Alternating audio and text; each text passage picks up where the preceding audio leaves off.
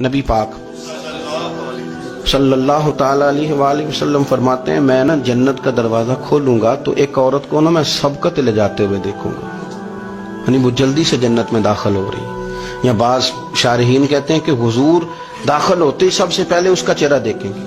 حضور فرمائیں گے تو پہلے ہی آ گئی بی بی جنت میں، حضور نے دروازہ کھولا تو جلدی سے نظر آئی، تو پہلے آ گئی.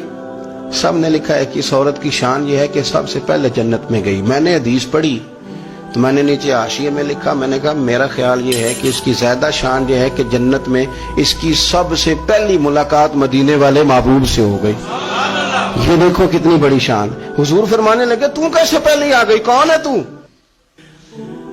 وہ کہنے لگی حضور میں بیوہ ہوں، میرے بچے یتیم تھے، میں نے ان کی خاطر نہ بیٹھی رہی، میں نے نکاح نہیں کیا، میں نے ان یتیموں کی پرورش کی، بیوہ بن کے زندگی گزار دی، ان یتیموں کے لیے بیٹھی رہی. اس کو جائز ہے، یہ کر سکتی تھی، لیکن اس نے سوچا کہ میں ان کی نگہبانی یتیموں کے لیے بیٹھی رہی. آج شان یہ ہے کہ مدینے والے کے لیے جب دروازہ کھلا ہے تو اس بی بی کو بھی رب کریم نے فوراً ہی جنت عطا فرما دی. یہ سب سے پہلے گئی. میں نے دیکھی ہیں ایسی عورتیں 23 سال میں بیوہ ہوئی پر عمر بچوں کے نام کر دی.